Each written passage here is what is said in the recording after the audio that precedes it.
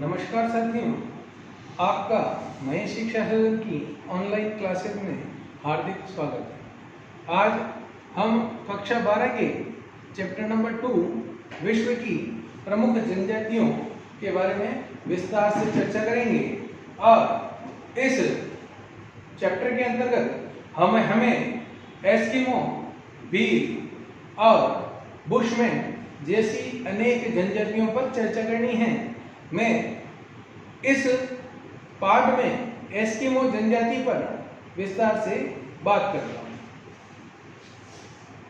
विश्व में आज भी अनेक ऐसी जनजातियां हैं जो पारंपरिक एवं आदिम तरीके से अपने जीवन का निर्वाह कर रही है। ऐसी जनजातियों में एक प्रमुख जनजाति है एस्किमो जनजाति। इस चैप्टर के अंतर्गत हम एस्किमो जनजाति के निवास क्षेत्र, उनके आर्थिक क्रियाकलाप, उनके समाज और संस्कृति, उनका वातावरण के साथ समायोजन एवं आधुनिक संस्कृति का उनसे किस प्रकार संपर्क है, उस पर हम चर्चा करेंगे। सबसे पहले मैं एस्किमो जनजाति के निवास क्षेत्र के बारे में विस्तार से चर्चा करना चाहूंगा। एस्किमो जो जनजाति है उसका निवास क्षेत्र मुख्य रूप से ध्रुवीय प्रदेशों में देखने को मिलता है।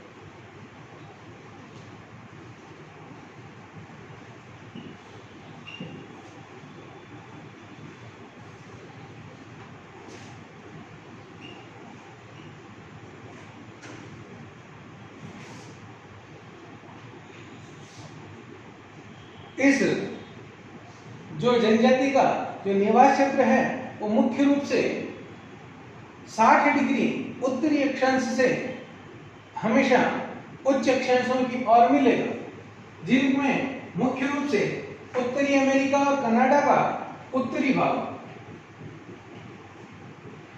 ग्रीनलैंड का उत्तरी भाग एवं साइबेरिया का जो ऊपरी भाग है, ये क्षेत्र मुख्य रूप से एस्किमो के निवास क्षेत्र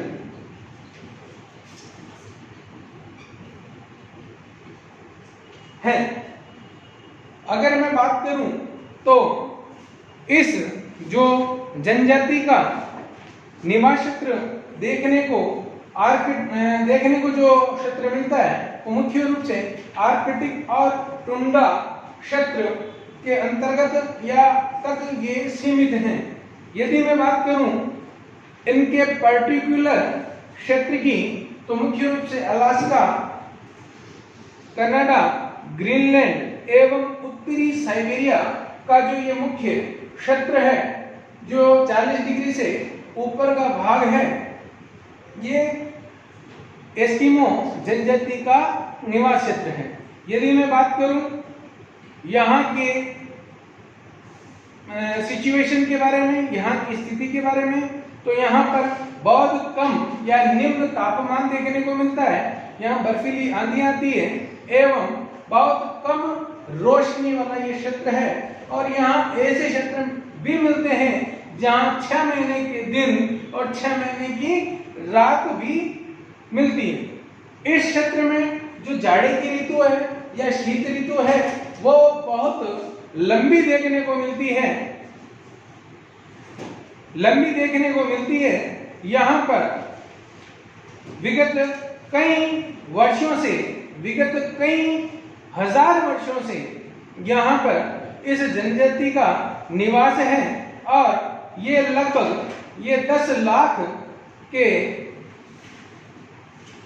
संख्या में ये एस्किमो इन क्षेत्रों में फैले। अगर मैं बात करूं, यहाँ वार्षिक औसत तापमान अगर देखूं तो 0 डिग्री सेल्सियस से ये तापमान नीचे रहता है वार्षिक औसत। कठोर जलवायु के कारण यहाँ पर वनस्पति का अभाव होता है।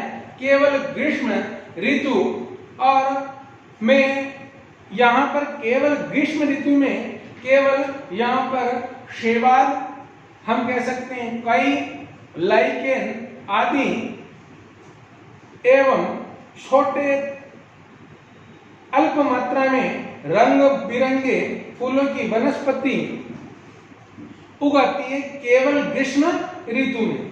यदि मैं बात करूं यहाँ के जीवों की, तो यहाँ पर जो जीव जानवर जो पाए जाते हैं उनमें ध्रुवीय भालू, लेमी, खरगोश, कस्तूरी मृग, केरीबो को हम बोल सकते हैं रेंडियर, भेड़िए, कुत्ते आदि जो ध्रुवीय कुत्ते होते हैं, वो इस प्रकार के अनेक यहाँ पर प्राणीजात पाए जाते हैं। अगर मैं बात करूं समुद्र में जो पाए जाने वाले इस क्षेत्र के जो जीव हैं वो है सी लायन। सी लायन के साथ में वालरस, या हम बोल सकते हैं सी लायन बोल सकते हैं, इसे वेल जैसे विशालकाय प्राणी भी इस क्षेत्र में पाए जाते हैं। ये तो हमने बात की एस्किमो के निवासी क्षेत्रों के बारे में। अब मैं एस्किमो के आर्थिक क्रियाकलाप पर बात करना चाहूंगा। अगर मैं एस्किमो के आर्थिक क्रियाकलाप की बात करूं तो यहाँ पर मुख्य रूप से कोई भी इकोनॉमिक एक्टिविटी नहीं होती है, परंतु यहाँ पर शीतकाल और वसंत काल में कुछ ऐसे कार्य होते हैं जिनसे इनका गुजारा चल सकता है। इनका मुख्य कार्य आखेट है और एस्किमो जो शब्द है उसका अर्थ ही यह है कि कच्चा मांस खाने वाला।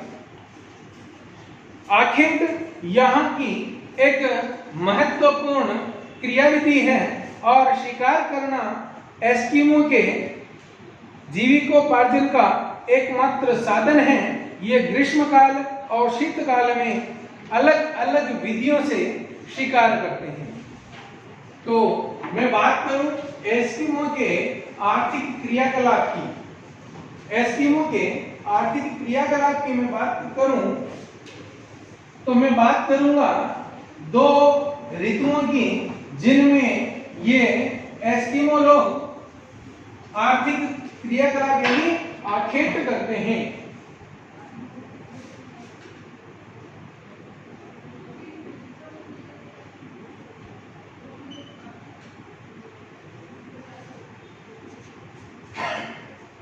मैं आर्थिक क्रियाकलाप के अंतर्गत 2 भाग रख रहा हूं, एक शीतकालीन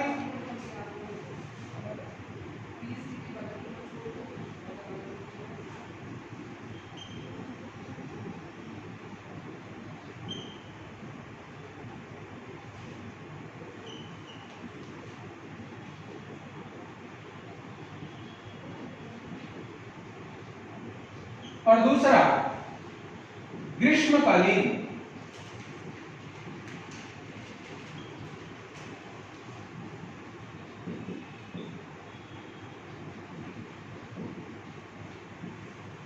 यदि मैं बात करूं शीतकालीन आखेट की, तो इस ऋतु में जो एस्किमो हैं समुद्र के किनारे सील मछली का शिकार करते हैं। जब सील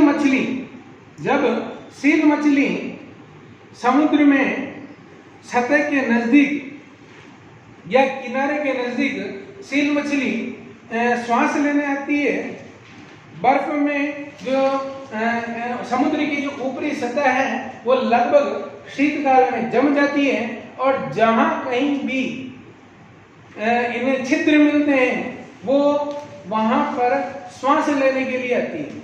तो वहां ये श्वास लेने के लिए जैसे ही आती है तो एस्किमो लोग एक अपना हथियार रखते हैं। इस हथियार को कहते हैं, एक टेढ़ा भाले जैसा हथियार रखते हैं, इस भाले को कहते हैं हार्पून। जैसे ही श्वास लेने के लिए सील मछली उस छिद्र में आती है और उस छिद्र को हल्का सा चौड़ा करके ये एस्किमो लोग इस छिद्र के नजदीक बैठ जाते हैं और जैसे ही श्वास लेने के लिए वो उस छिद्र में आती है, तुरंत ये पलक झपकने का इंतजार किए बिना उसका शिकार कर लेते हैं।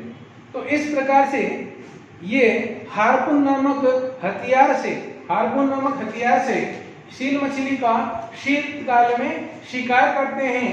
इसे ही माउथ पॉक कहा जाता है। हार्पून नामक हथियार से शीतकाल में सील मछली का जो शिकार होता है, इस पूरी प्रक्रिया को माउथ पॉक कहा जाता है। माउथ पॉक पे क्वेश्चन बनता है। और माउथ पॉक जो शब्द है उसका शाब्दिक अर्थ प्रतीक्षा करना है।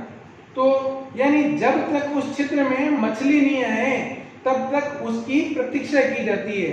तो इसके अंतर्गत शिकारी जो व्यक्ति होते हैं, उन्हें एक व्यक्ति उसको प्लैंकटन या चारा डालकर दो छिद्र बनाए जाते हैं। एक व्यक्ति एक छिद्र में से चारा डालकर या घास डालकर, प्लैंकटन डालकर मछली को अपनी ओर छिद्र में श्वास लेने को आकर्षित करता है, और दूसरा उस छिद्र के दूसरी तरफ दूसरा छिद्र खोद के उस छिद्र की तरफ हार्पून लेके तैयार रहता है। तो इस प्रकार से संकेत मिलते ही वो तुरंत उसको उस पर हावी हो जाता है और उसका शिकार कर लेता है। सील मछली एस्किमो जनजाति के लिए बहुत ही महत्वपूर्ण है, क्योंकि सील मछली से बहुत बड़ी मात्रा में चर्बी प्राप्त होती है एवं जो उसके मांस से तो भोजन प्राप्त होता है और उससे चर्बी भी प्राप्त होती है, और सील की जो खाल और हड्डियां होती है उसका ये अनेक उपयोग करते हैं। इस प्रकार ये मैंने आपको शीतकालीन आखेट बताया। अब मैं बात करता हूँ ग्रीष्मकालीन आखेट के बारे में।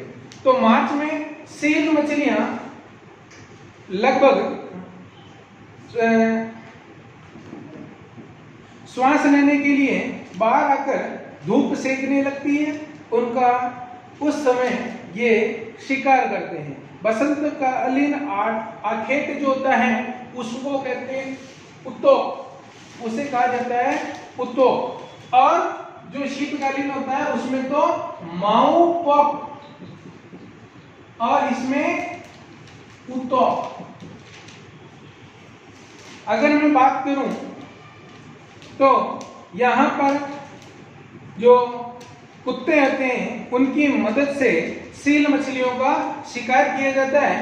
इस ऋतु में चमड़े से जो बनी हुई या खाल से बनी हुई जो नाव होती है उसको परिवहन, क्योंकि जो समुद्र है उसका बर्फ या उसकी ऊपरी सतह पिघल जाती है, सागर खुला हो जाता है और चमड़े से बनी हुई नाव का ये प्रयोग करके जो सागर में मछलियों का ये शिकार करते हैं।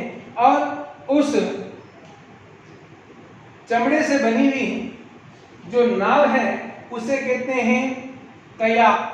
चमड़े से बनी हुई छोटे प्रश्नों में पूछा जाता है।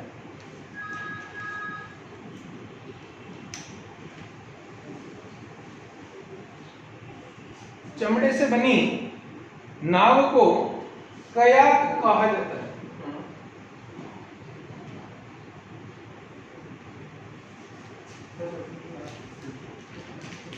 अगर मैं बात करूं ग्रीष्मकाल में लोगों एस्किमो लोगों की, तो ये कैरिबो यानी बारहसिंगा कहा जाता है।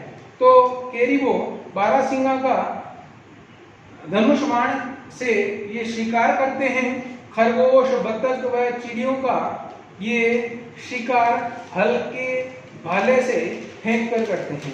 रेनडियर संपत्ति व सामाजिक स्तर का मापदंड होता है, क्योंकि जिस एस्किमो के पास जितने ज्यादा रेनडियर होते हैं उसे उतना संपन्न कहा जाता है। यानी अगर हम हमारे समाज की बात करें, हमारे कम्युनिटी की बात करें, तो जहाँ जिसके पास जितनी गाड़ियाँ शान शौकत होगी तो उसे समृद्ध माना जाता है। परंतु एस्किमो जनजाति के अंतर्गत जिस एस्किमो के पास जितने ज्यादा मात्रा में हम कह सकते हैं केरिबो या रेनडियर, जो जितने ज्यादा रेनडियर रखता है उसे उतना संपन्न माना जाता है।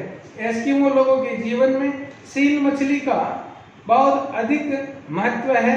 सील को खाने के लिए मांस, कपड़े बनाने के लिए खाल और तंबू के लिए भी खाल मिलती है। ईंधन के रूप में चमड़ी मिल जाती है, ईंधन के रूप में चर्बी मिल जाती है। और जो स्लेज गाड़ी बनाने के लिए जो आपकी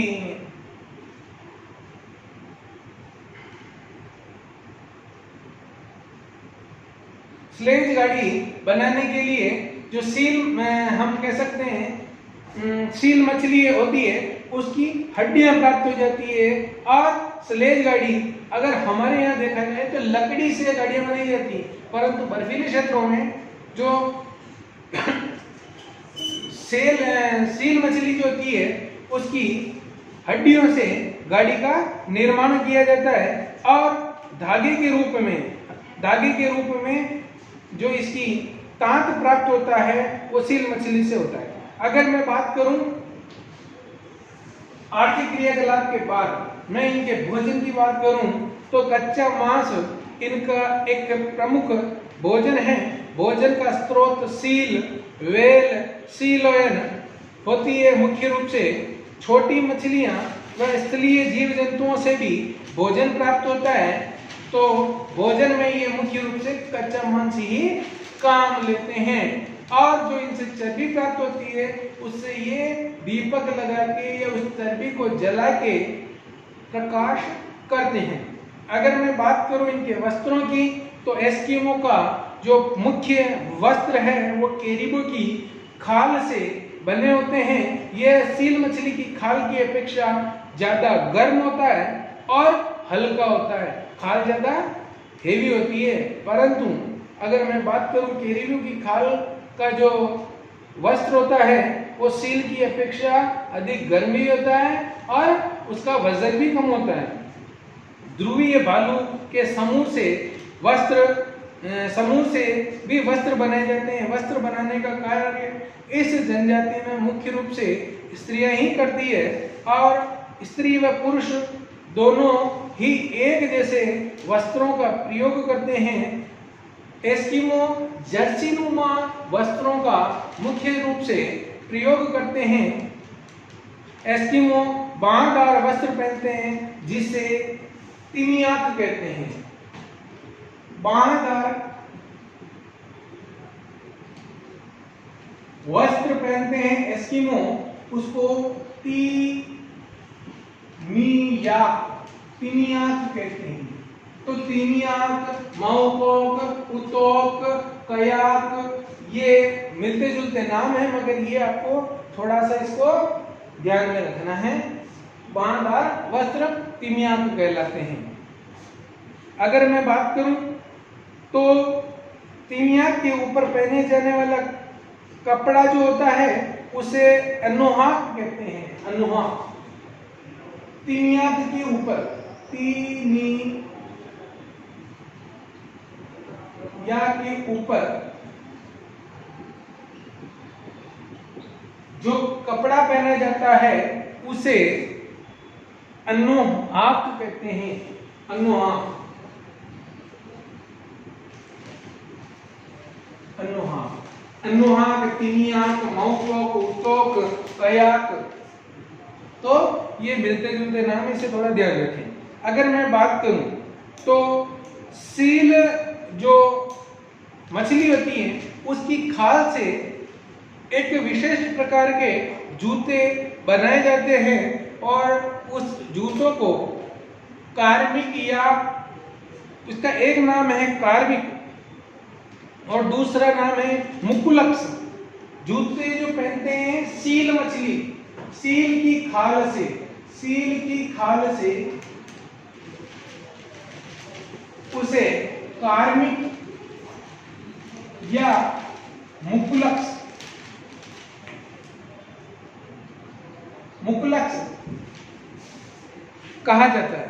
अगर मैं बात करूं इनके निवास क्षेत्र के बारे में, तो जो एस्किमो जनजाति है उनका जो निवास स्थान होता है उसे इग्लू कहा जाता है, उसे इग्लू कहा जाता है।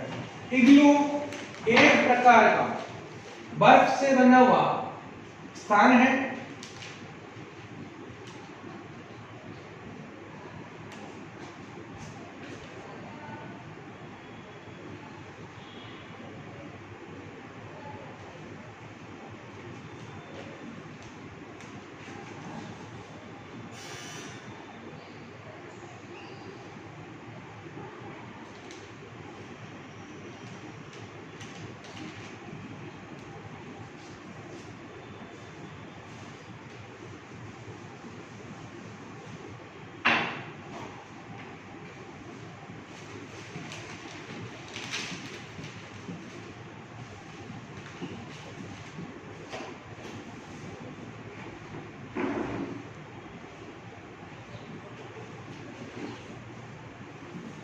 ये जो इग्लू होता है ये मुख्य रूप से बर्फ की सिल्लियों को आपस में मिलाने से होता है और इसके अंतर्गत सील की जो हड्डियां होती हैं उनको खड़ा कर दिया जाता है। उसके ऊपर सील की जो खाल है, उसे खाल होती है, उसको डाल दिया जाता है और उसके ऊपर बर्फ की सिल्लियों को, बर्फ के बड़े बड़े टुकड़ों को आपस में जोड़ दिया जाता है। जैसे हम ईंटों को जोड़ते हैं सीमेंट से, वैसे बर्फ आपस में मिलने से जुड़ जाती है और अंदर सील की खाल लगा दी जाती है, सील की हड्डियां लगा दी जाती है, जिससे बीच में उनको ठहरने का स्थान मिल जाता है। और जो रास्ता होता है बहुत संकड़ा होता है, जिसमें ये व्यक्ति अंदर लेट के घुसते हैं और अंदर जाके ये आराम से एक कमरे नुमा आकृति बनती है। निवास क्षेत्र की यदि मैं बात करूं तो ये मुख्य रूप से मकान बर्फ के होते हैं।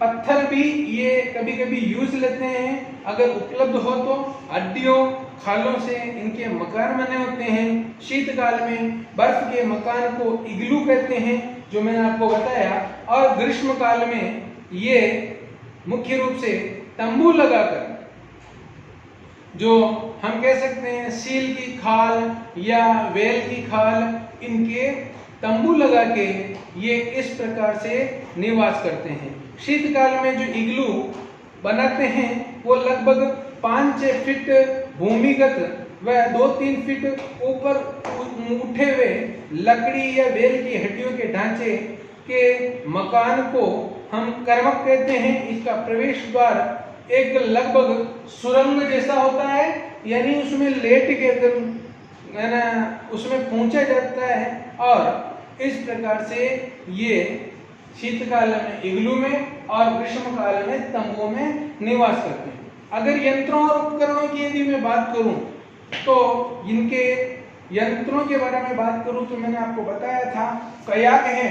कयाक यंत्र और उपकरणों के बारे में मैं बात कर रहा हूं तो कयाक मतलब एक चमड़े से बनी हुई नाव है और लगभग ये 5 मीटर लंबी तथा 1.5 मीटर चौड़ी होती है। उमियाक की यदि मैं बात करूं, एक बड़ी नाव है जो वेल मछली के शिकार के दौरान काम में ली जाती है।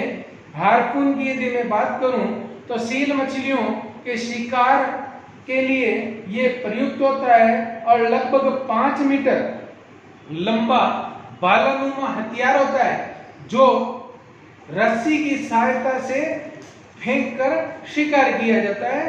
ठीक है, अगर मैं बात करूं यहाँ के प्रमुख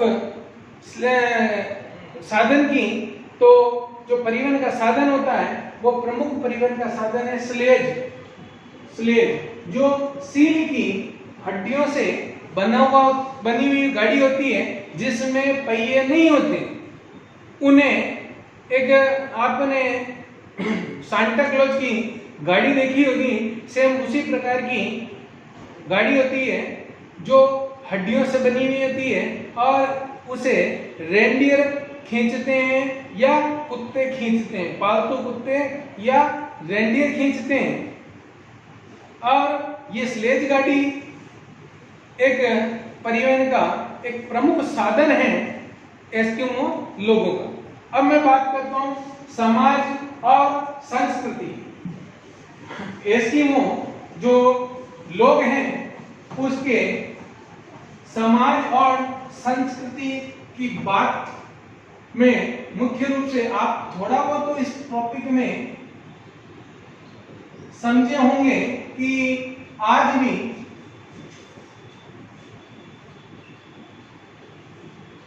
एस्किमो जो जनजाति है वो बिल्कुल परंपरागत तरीके से एक आदिम तरीके से निवास कर रही है। तो ये लोग छोटे छोटे समूहों में रहते हैं। इनका जीवन जो है वो घुमक्कड़ है, आदिम ढंग से जीवन यापन करते हैं, पितृवंशीय समाज हैं और बहुपत्नी प्रथा इसके अंतर्गत